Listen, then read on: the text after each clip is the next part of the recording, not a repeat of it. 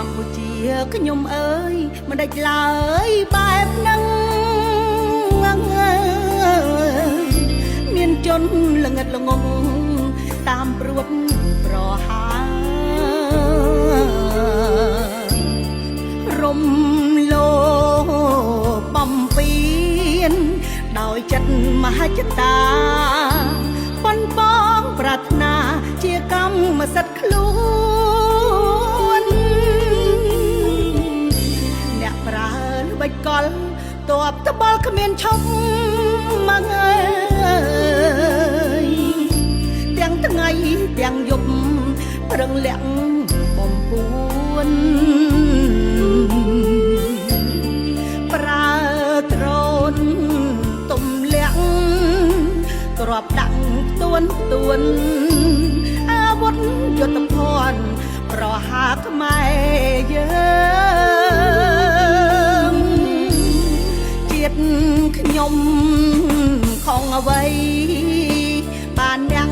បាញ់បងដីកែខ្ញុំសង់អ្នកប្រឹងដុតលើ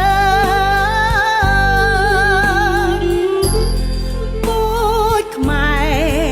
ស្លូតត្រង់មិនដែលរករឿង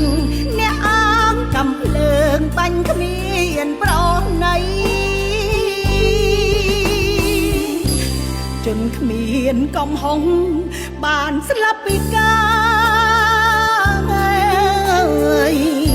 អារាមសាលាបាក់រៀបដល់ដីប្រាង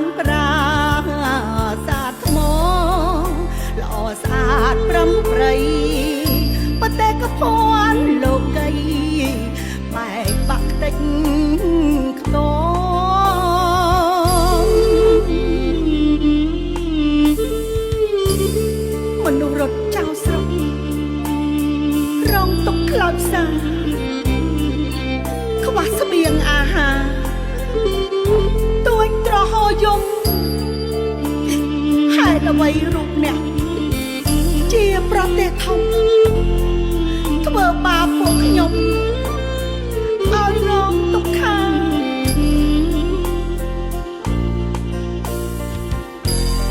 ជាតិខ្ញុំខំអ្វីបានអ្នកបាញ់បងដីកែខ្ញុំសង់អ្នកប្រឹងដុតលើពូជខ្មែរស្លូតត្រង់មិនដែលរករឿងអ្នកអងកំភ្លើងបាញ់គ្មានប្រណីជនគ្មានកំហុងបានស្លាប់ពីការអារាមសាលាបាក់រៀបដល់ដី